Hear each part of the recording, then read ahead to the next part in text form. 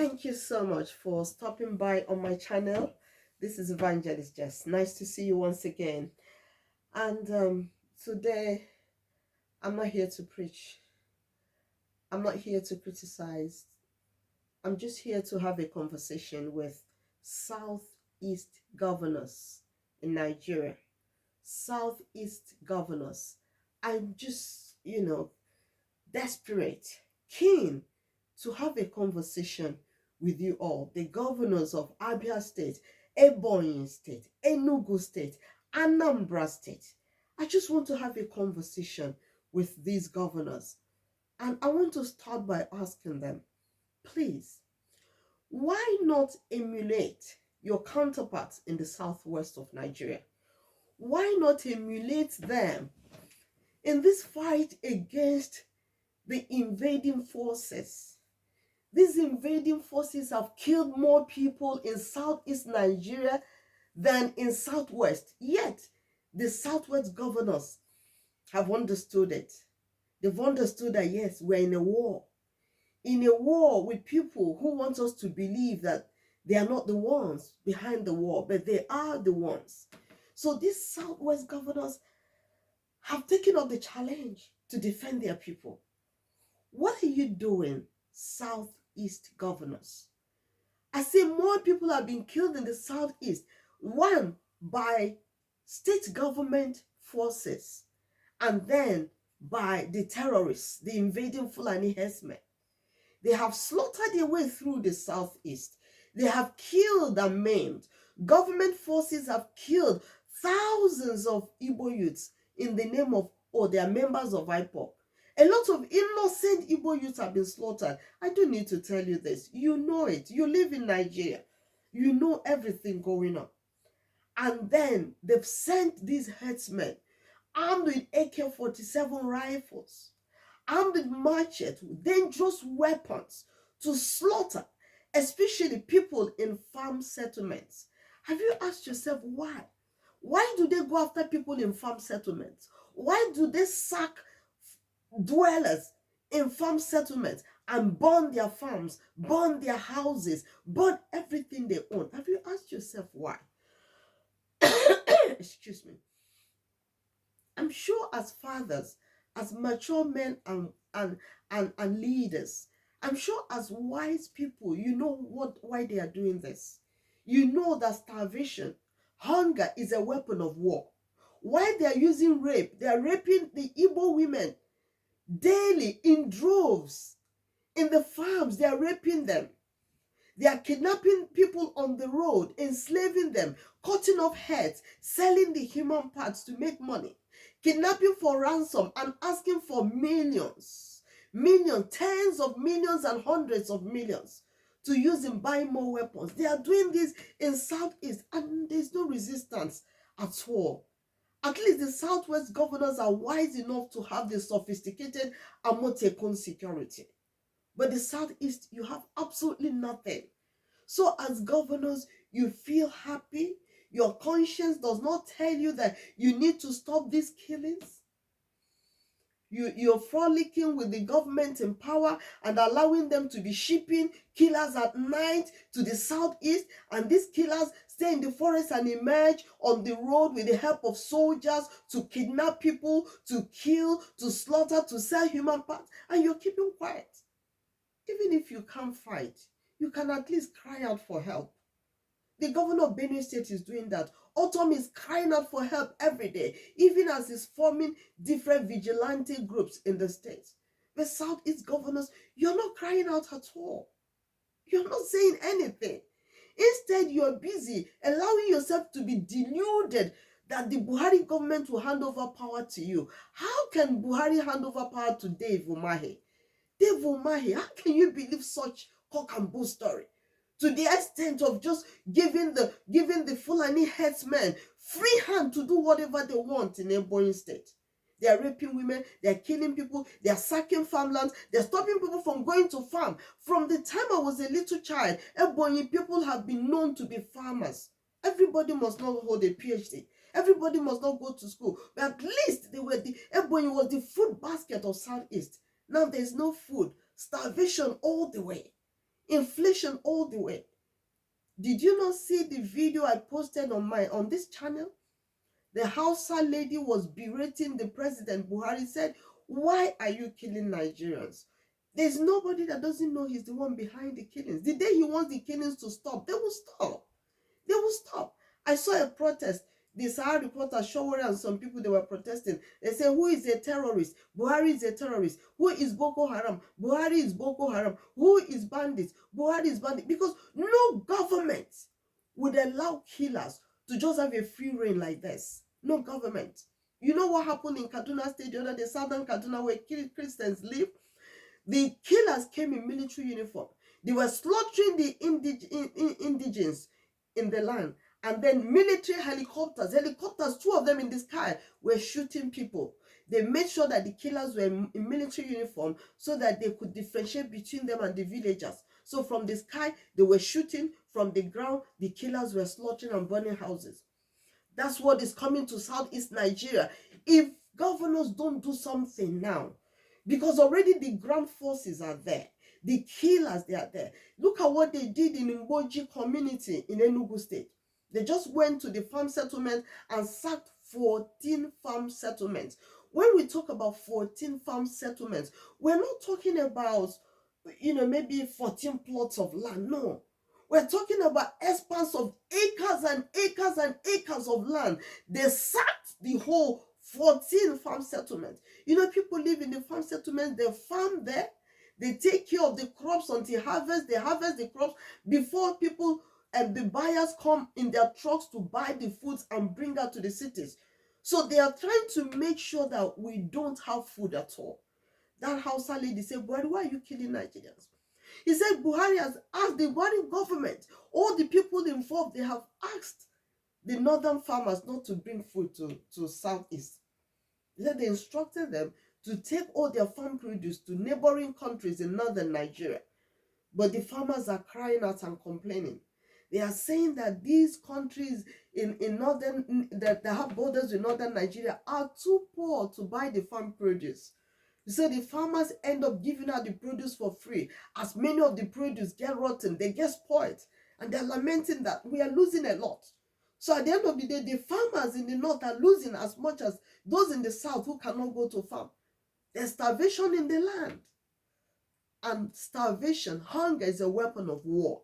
So they're starving you in Southeast by denying you access to your farms. They are raping the women as they kidnap them. They keep them in their hideouts in the bushes. They rape them. You cannot cut down the forest or the bushes because the soldiers are saying anybody that wants to cut down the places to displace these herdsmen, the person will be shot dead. And then you're just giving instruction. Oh, nobody should live in the bushes anymore. Who will enforce the order? Who will enforce it? When the people slaughtered people in Mgboji community, they did it on a Monday. They came back, they did another round on Tuesday. By the time they finished slaughtering everybody, 4 days later was when policemen came. Because of the killings, they had actually dispatched soldiers to that community. But when the killers were killing, when the herdsmen terrorists were killing, the soldiers did not move. They didn't lift a finger. They are just out there to protect the killers. They are not there to protect the community. They are not there to protect those that are not armed.